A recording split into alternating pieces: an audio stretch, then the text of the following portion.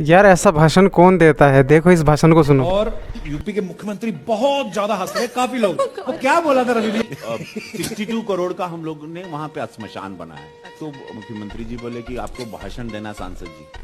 तो मैं सोचा श्मशान पे लिए क्या भाषण होगा। तो मुझे तो समझ में नहीं आया क्या बोलूं। आ गया, बहुत पब्लिक थी और अपनी सब कॉन्स्टिट्यूएंसी के लोग गोरखपुर में। मतलब यहाँ पर बहुत खर्च हुआ है, कई करोड़ रुपया लगा के बनाया है, और जो भी यहाँ जिसकी भी मृत्यु होगी वो सीधे स्वर्ग जाएगा।